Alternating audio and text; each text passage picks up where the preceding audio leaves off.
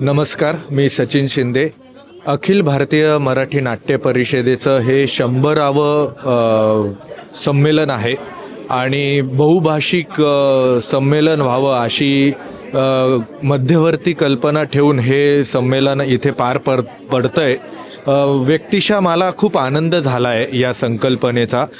त्याचं कारण असं आहे की बाहेरच्या राज्यातली, बाहेरच्या भाषेतली, वेगळ्या संस्कृतीतली, वेगळ्या फॉर्ममधली नाटकं मराठी रंगभूमीवर होणं आणि मराठी रंगभूमीची नाटकं दुसऱ्या प्रादेशिक रंगभूमीवर होणं, ही देवाणघेवाण होणं ही कुठल्याही कलेला अतिशय पोषक वातावरण निर्माण करते आणि या देवाणघेवाणीतून बंदिस्त नाटक, त्या संस्कृतीच्या, त्या परंपरेच्या जोखडात अडकलेलं नाटक मोकळं व्हायला वाट मिळते, असं माझं वैयक्तिक मत आहे। त्यामुळे परिषदेचा हा उपक्रम नक्कीच अतिशय स्तुत्य आहे आणि त्यांचं पुन्हा एकदा अभिनंदन। 100व्या मराठी नाट्य संमेलनानिमित्त नाट्य परिषदेने आमचं उद्याचं नाटक हा तरुण नाटककारांचा परिसंवाद ठेवला होता। त्याचा संवादक मी होतो आणि माझ्यासोबत सहभागी होते प्रतीक्षा खासनीस, आलोक राजवाडे, युगंधर देशपांडे आणि योगेश्वर बेंद्रे। अतिशय चांगल्या पद्धतीचा हा परिसंवाद झाला।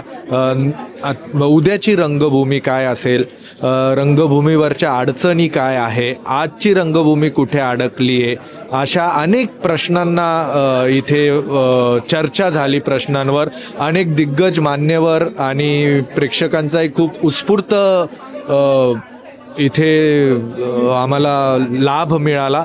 त्याबद्दल सगळ्या आलेल्या मान्यवरांचे आणि रसिकांचेही मी आभार मानतो।